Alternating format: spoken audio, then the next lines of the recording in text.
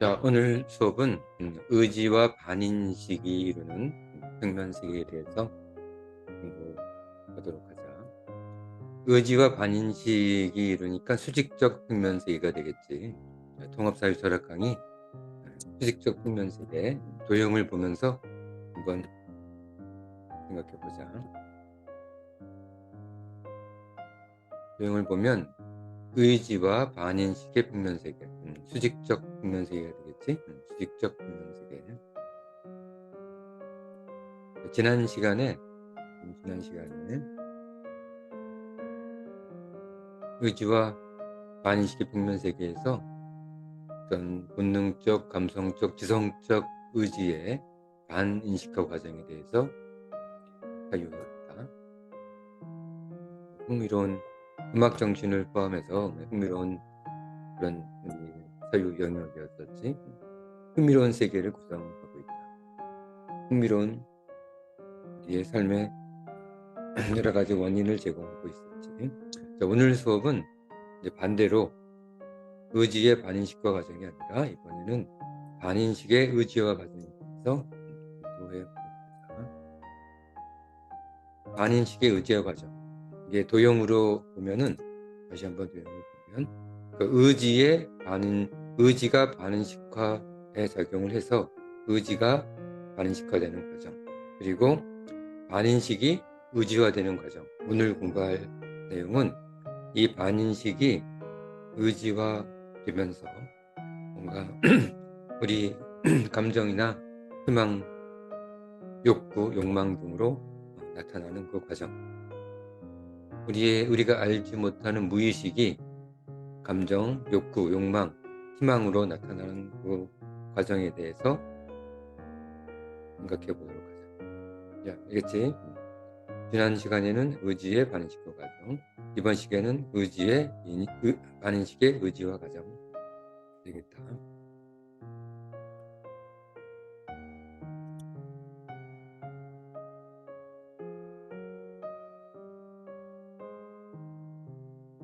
자, 반인식의 의지화는 경험적 반인식의 본능적, 감성적, 지성적 의지화와 반인식은 두 가지가 있다고 그랬지. 우리가 어릴 때 알지 못하는 경험에 의해서 무의식화돼서 우리 무의식의 상태로 숨어버린 반인식이 경험적 반인식이고, 본질적 반인식은 우리의 경험과 무관하게 우리의 유전자 속에서 선사 시대부터 내려오는 유전자를 통해서 본능 비슷하게 우리 인간에게 남아있는 본질적 의식, 그게 본질적 반인식이 되겠다. 두 개의 차이가 있지. 경험이 있는 것, 경험이 없어도 있는 무의식화된 것, 경험에 의해서 무의식화된 것, 경험 없이 무의식화된 것, 두 가지 반인식이 있는데, 그게 본능적, 감성적, 지성적 의지와, 본능적 의지는 뭐 숨 쉰다거나 무언가 목숨을 부지하기 위해서, 목숨을 지키기 위해서 본능적으로 작용한다거나 하는 것들이 본능적 의지화가 되고, 본능적 의지가 되고, 감성적 의지는 사랑한다거나 화가 난다거나 뭔가 분노한다거나 하는 어떤 우리의 감정과 관련된 의지. 그다음에 지성적 의지와는 우리 지적 호기심, 뭔가 알려고 하는 인간, 사람으로서의 특징이 되겠지. 이 세 가지 본능적, 감성적, 지성적 의지가 있는데, 이 세 가지 의지로 어떻게 경험적 반인식이 변화되는지를 보는 거야. 마찬가지로 본질적 반인식도 이 세 가지로 분리돼서 생각할 수 있겠지. 그렇다는 얘기는 토탈 6가지 작용이 있는 거야. 반인식의 의지와 작용은 토탈 6가지 작용이 된다. 그래서 첫 번째가 경험적 반인식의 본능적 의지화 과정. 이게 첫 번째. 그리고 두 번째는 본질적 반인식의 본능적 의지화 과정. 그리고 세 번째가 경험적 반인식의 감성적 의지화 과정. 네 번째가 본질적 반인식의 감성적 의지화 과정. 다섯 번째가 경험적 반인식의 지성적 의지와 과정. 마지막 여섯 번째가 본질적 반인식의 지성적 의지와 과정. 이렇게 여섯 가지로 나누어서 생각해 보기로 하자. 좀 복잡한 것 같지만 어떻게 보면 그 사유의 과정을 생각하면 아주 자연스럽게 나누어지는 그런 사유 과정이 되겠다. 자, 첫 번째, 경험적 반인식의 본능적 의지와 과정. 첫 번째, 그치? 경험적 반인식의 본능적 의지와 과정은 의지를 통해 성립되는 인식화 가능한 무의식을 자기 본질화시키는 과정. 경험적 반인식, 무의식 속에 숨어 있는 것을 내 본질화시키는 과정. 음, 그런 것들에 예, 약간 많이 있으니까 잘 생각해 보기 바란다. 의지를 통해 성립되는 인식화 가능한 반인식이 인식화되는 거지. 의지를 통해서 가능한 무의식을 자기 본질화 시키는 과정으로 본능적 의지화니까 인식의 자기화 과정과 유사하게 경험적 반인식의 자기화 과정으로 규정한다. 경험적 반인식의 자기화. 경험적 반인식을 자기화하는 거. 뭔지 알겠지? 이는 무의식 속 인식을 자신의 본성화하는 과정으로 예를 들면 어릴 때 아주 친절한 엄마 한마디가 친절하고 자신을 사랑했던 그 엄마의 부드러운 말 한마디가 무의식 속에 들어가고 그것이 자기도 모르게 자기 본성화되는 그 아이의 성격. 나는 왜 내가 그렇게 됐는지 모르지만 아주 어릴 적 기억할 수 없는 어릴 적 엄마 또는 아빠의 아니면 주위 사람들의 아주 친절한 부드러운 말 한마디가 그것이 이 사람의 본성화되는 이해됐지? 어릴 때 경험으로 자기화되는 자기의 본성을 설명한다. 이는 그러니까 어릴 때 그 경험적 반인식이 그 사람의 성격 형성에 있어서 얼마나 중요한지 알 수 있겠지. 자, 이와 함께 본질적 반인식의 본능적 의지와 이번에는 두 번째 본질적 반인식의 본능적 의지와 과정. 본질적 반인식은 자기 경험과 무관한 거라고 그랬지. 경험과 무관하게 자기 유전자적으로 인간이란 유전자 또는 어떤 자신의 가계로부터 부모로부터 받은 그런 유전자적 성능이 아니라 성질 이런 것들이 본능적 의지와 과정 내 것이 되는 거야. 이것은 본질적 반식의 자기화 과정이 되는 거다. 마찬가지로 위하고 첫 번째 경우하고 비슷하지. 이는 자신도 알 수 없는 자신의 본질적 근거를 구성한다. 이는 자신도 알 수 없는 본질적 근거를 구성한다. 이는 경험이 있는 것도 아니고 무슨 경험에 의해서 나의 그런 본질이 구성되는 것도 아닌데 내가 그런 사람이 되어 있는 거야. 나는 어떻게 하다 보니까 게으른 사람이 되어버렸고 어떻게 하다 보니까 아주 부지런한 사람이 되어버렸고 어떻게 하다 보니까 화를 잘 내는 사람이 되어버렸고 어떻게 하다 보니까 아주 차분한 사람이 되어 있었고 자기도 알 수 없는 본질적 반인식 것이 본질적 반인식을 끝까지 묻혀져 있으면 그게 드러나지 않을 텐데 그게 자기화되면 본능적 의지화되면 자기화돼서 그게 이제 드러나는 거야. 무슨 말인지 알겠지? 이는 프로이드도 풀지 못했어. 무의식의 근원 세계의 단서를 제공한다. 무의식의 근원 세계. 왜 그런 무의식이 생기는지 그 이유가 바로 본질적 반인식의 자기화 과정이 되는 거다. 이게 두 번째, 첫 번째는 두 번째는 이 의지와 가정. 첫 번째는 경험적 반인식의 본질적 의지와 가정. 그렇지?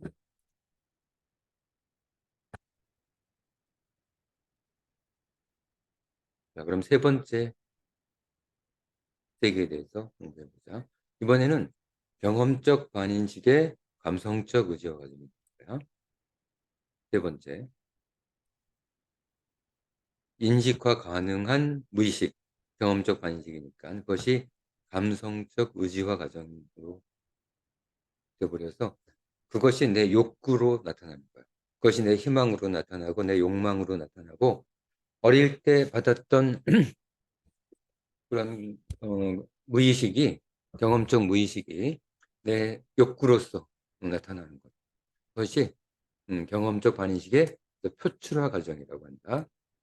이해했지? 이는 무의식의 영향으로 슬픔, 우울, 즐거움 등 감정이 변화하는 과정을 설명하는 평면 자유세계이다. 자, 정신분석이나 심리학을 공부하고 싶은 학생들은 여러분들이 만약에 심리학이나 정신분석을 공부하고 싶다면 그리고 어, 정신과 의사가 되고 싶다면 이런 내용을 열심히 공부해야 한다. 이는 무의식의 영향으로 슬픔, 우울, 즐거움 등 감정이 변화하는 과정을 설명하는 평면사유세계야. 이거 어, 그 지금까지 설명되지 않았던 그런 세계가 되겠지.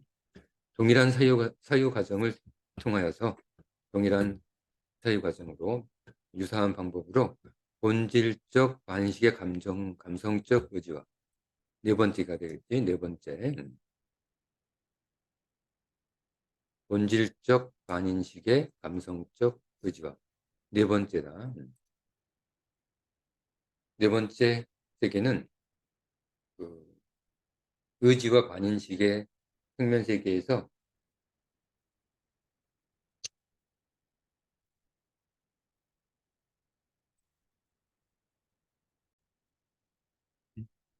그래서 네 번째 의지와 가정은 본질적 반인식의 감성적 의지와 가정.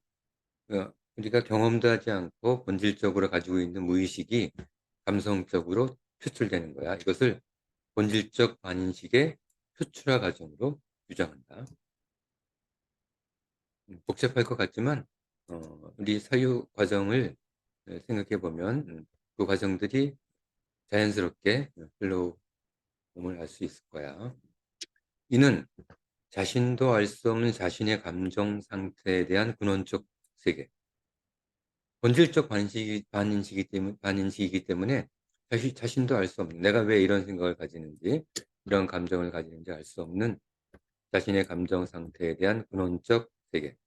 이는 인식 세계에서 사유될 수 없는 우리 인식 세계에서는 사유될 수 없는 자신의 감성 상태에 대한 근거와 그 세계를 구성하게 되는 거다. 자, 우리가 지금까지 알 수 없었던 그런 어, 정신 영역, 사유 영역이 이제 조금씩 이제 해석되기 시작한다. 삶의 원리와 근원이 이제 보이기 시작하는 거야. 자, 그럼 다섯 번째 과정이 되겠다. 이번에는 경험적 반인식의 지성적 의지와 과정. 다섯 번째, 인식화 가능한 무의식의 지성적 의지와 과정. 그렇지? 인식화 가능한 무의식이지 경험적 반인식이니까 그게 지성적 의지화 되는 거야. 우리가 어, 알고 싶은 지적 욕망이 생기는 거지. 을 통해서 지속적 탐구 과정을 경험하도록 의지하는 과정도 막 알고 싶어 하는 거야. 인간일 수 있는 인간으로 발전하는 것은 이 지성적 의지 때문에 과학도 발전하고 뭔가 알고 싶은 거, 호기심이. 이게 지구가 왜 이렇게 돌지? 지구가 왜 계절이 생기지? 지구가 왜 우리 하루가 24시간으로 왜 밤낮이 생기지? 이런 것들을 탐구하고자 하는 지성적 의지가 우리 인간을 발전시켜 왔던 거야. 보통 동물이라면 뭐 그런가 보다 하고 넘어가지, 그치? 그래서 경험적 관식의 탐구와 과정이라고 합니다. 이는 사회심리학자의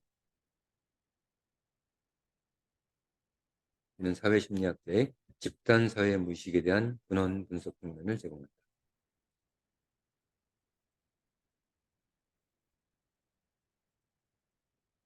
우리가 여러 가지 우리 사회는 공동체는 그 여러 가지 경험을 하게 되잖아. 지금 부모로부터의 경험, 어릴 때부터의 경험 이런 것들이 집단 무의식화되는. 그래서 우리는 제사를 안 지내면 뭔가 죄를 진 듯한 느낌을 가지고 제사 지내는 나라가 세계에서 한국밖에 없는데 저 고조 할아버지, 증조 할아버지 여기 부모한테는 뭐 하겠지만 아무 의미 없는 제사를 안 지내면 뭔가 뭐큰 죄를 지는 것 같은 느낌이 집단 사회 무의식이니까 아무 쓸데없는 집단 무의식이지. 그게 근데 이 사회심리학적으로는 이 경험적 반인식이 알게 모르게 우리 반인식화 되는 거야. 어릴 때부터 그런 경험을 해서 지내고 또 했던 것들 그런 것들이 무의식화되면서 왜 집단 무의식이 생성되는지 그런 것들을 설명할 수 있는 거지. 자, 유사한 방식으로 본질적 반인식의 지성적 의제화 과정, 여섯 번째 마지막 과정이 되겠다.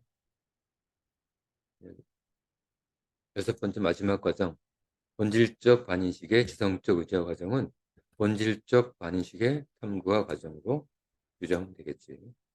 우리 사유 지금 논리상으로 이렇게 자연스럽게 규정되어 온 거야. 하나하나 생각한다면 이해가 안 되겠지만 지금 여섯 가지 그 단계를 우리 논리적 사고, 합리적 사고를 통해서 쭉 해나오면 어렵지 않게 이해될 수 있는 거다. 이게 제대로 사유 과정을 거치지 않으면 이건 이제 알 수 없는 암호가 되는 거지. 자, 이는 자신도 알 수 없는 탐구 의지에 대한 근원적 세계. 아, 내가 비행기에 관심이 있어. 내가 왜 비행에 관심이 있는지.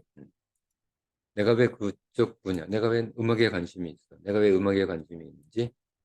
그런, 그런 탐구 의지에 대한 근원 세계이며 자신의 인식 세계에서 해결될 수 없는, 이유를 알 수 없는 거야. 인식할 수 없는 거야. 그런 자기 삶으로부터의 탐구 의지 상태에 대한 근거를 자신의 삶으로부터 탐구 의지에 대한 근거를 우리한테 제공해 주는 거야. 지금 삶의 원리와 근거에 대해서 공부하고 있지. 어디냐면 여기야. 표지. 세상 일의 원리와 근원. 세상 일의 원리와 근원. 우리 공부하고 있잖아. 그치? 세상 일의 원리와 근원.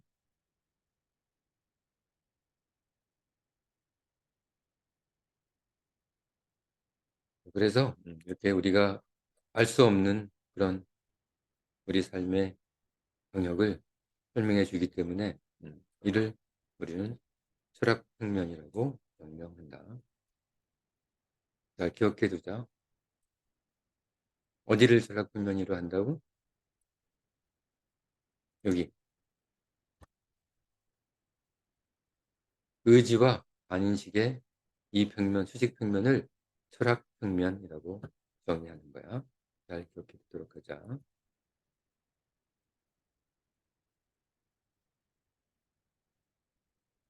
자, 여섯 가지 우리 평면의 특징을 다 살펴봤다. 우리는 삶의 세계에 대한 근원에 대해서 의문을 항상 가지고 있다. 그렇지? 우리 삶이 무엇인지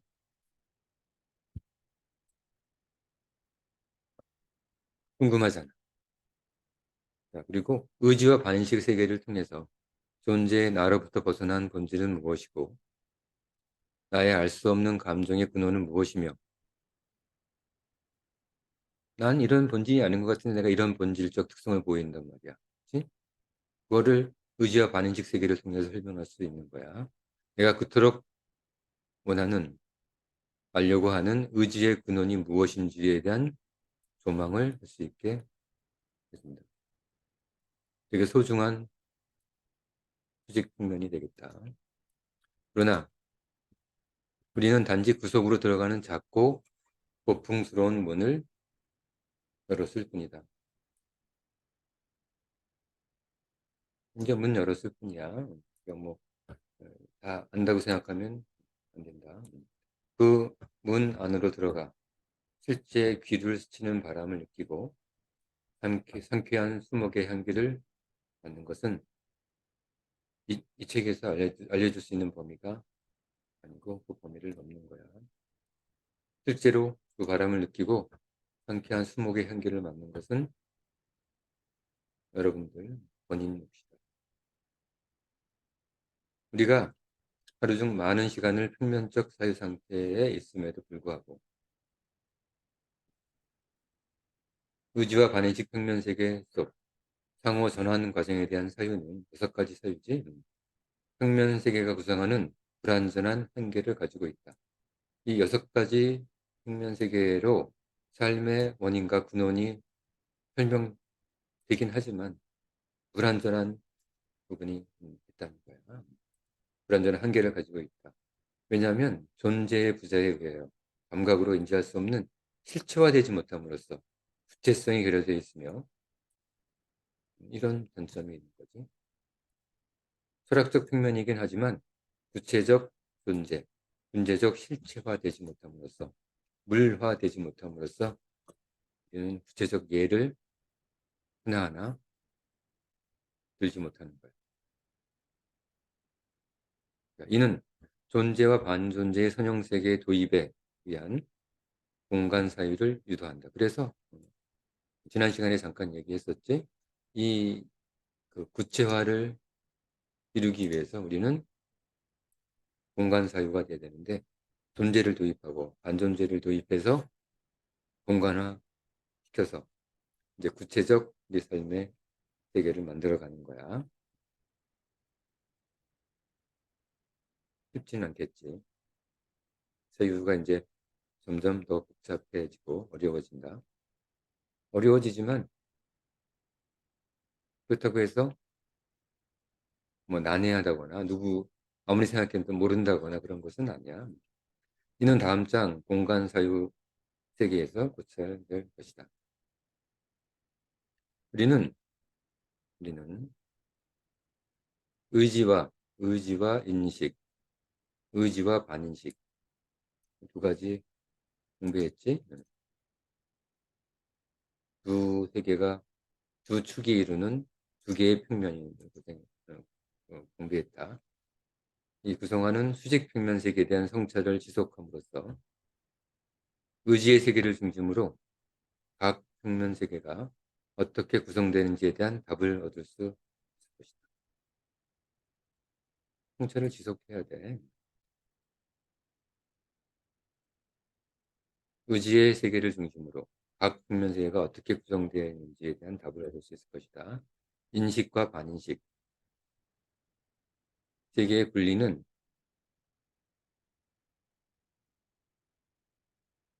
의심할 바 없이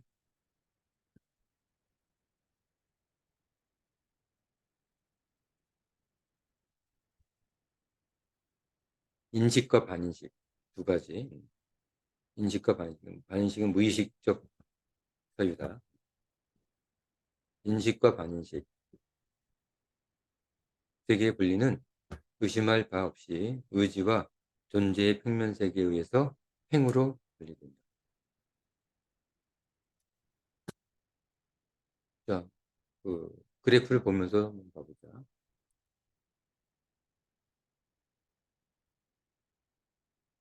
인식과 반인식의 세계는 의지와 존재, 의지와 반존재, 반존재와 반의지, 반의지와 존재 이 4개의 평면에 의해서 행으로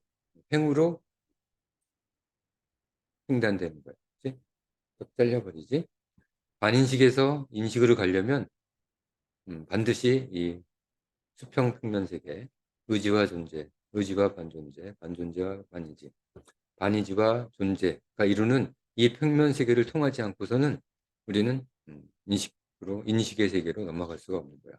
그러니까 무의식이 인식화되기 위해, 무의식이 우리 삶의 사유로, 생각으로 재탄생하기 위해서는 반드시 이 평면 세계를 통과해야 된다.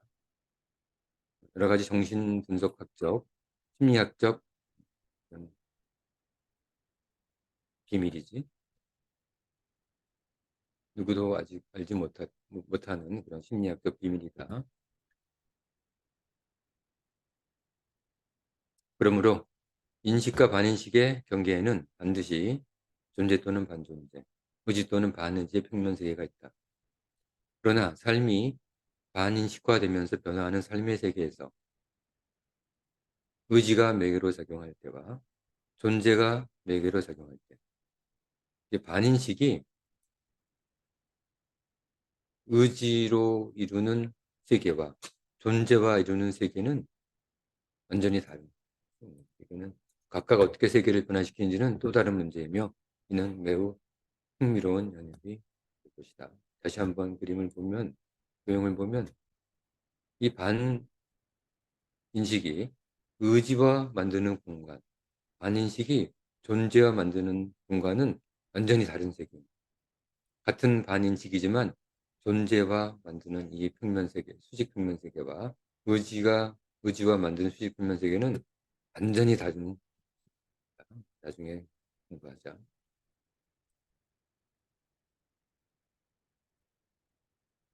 이제 우리가 생각하는 자유하는 영역은 조금씩 전개되고 있다. 의지와 반인식의 세계를 습고함으로써 수직 평면 세계지. 우리는 의지 또는 감성 상태는 사유 영역으로부터 분석 가능함을 알 수 있게 됐어. 우리가 왜 누군가를 사랑하는지, 내가 왜 그것을 욕망하는지 이제 분석이 가능한 거야. 우리의 반인식, 무의식 상태가 무언가 있는 거지. 그리고 그 상태의 변화를 원할 때 그 대안까지도 사유 가능하다. 그러니까 지난 시간에 공부했었지. 그 대안은 존재를 통해서, 실체를 통해서 우리는 이 반인식 상태로, 무의식 상태를 인식 상태로, 사유 상태로 표출화시킬 수 있는 거야. 표면화시키는 거지. 반존재 가지고는 안 된다. 반존재 가지고는 안 되고 반인식은 존재의 세계를 통해서, 물을 통해서 그게 표출화되는 거야. 우리는 이것을 사실은 신에게 요청했던 것이다. 우리가 할 수 없는 것이라고 생각하고 신에게 기도했던 거야. 우리가 알 수 없는 이거를 설명해 주세요. 우리가 알 수 없는 이것을 어떻게 좀 해주세요. 이 마음속에 있는 그 잘못된 욕망, 욕구, 분노, 사랑, 희망, 욕망 이것들을 해결해 주세요라고 신에게 요청했던 것이었어. 그러나 이제는 신한테 요청하지 않아도 될 거야. 그러나 그것은 인간 일반의 나태함이었을지도 모른다. 우리가 지금 통합사유철학을 제대로만 공부하면 신에게 요청하지 않고 우리 인간이, 사람이 스스로 우리의 반인식, 무의식적 욕구, 욕망을 해결할 수 있게 됩니다.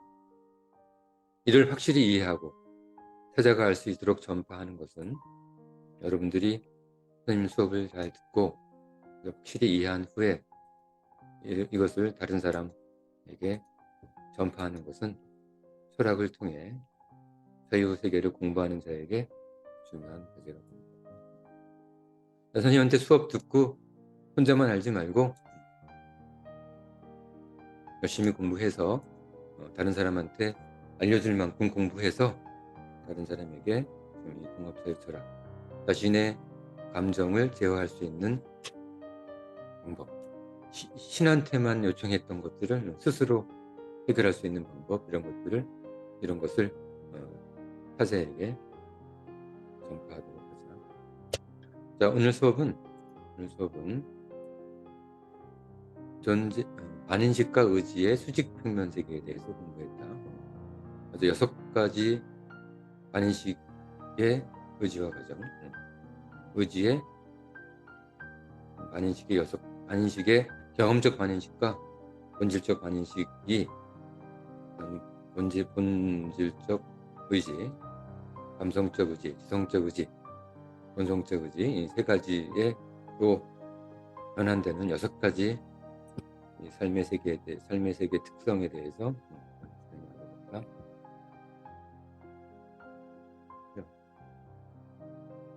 오늘 수업은 의지와 반인식의 평면 세계, 세상 일의 원리와 근원이 궁금한 사람들이 반드시 공부해야 하는 의지와 반인식의 평면 세계, 철학적 평면이라고 했었지. 철학적 평면에 대해서 공부했고, 자신이 확실히 지금 수업 듣는 것만 가지고는 부족하니까 이제 열심히 사유하고 공부해서 종합사유에 대해서 확실히 인식하기 바랍니다. 자, 오늘 수업 의지와 반인식의 평면세계까지 하고, 다음 시간에 또 다른 수직평면세계, 3번째 수직평면세계에 대해서 공부를 해보도록 하겠습니다. 자, 오늘 수업은 여기까지.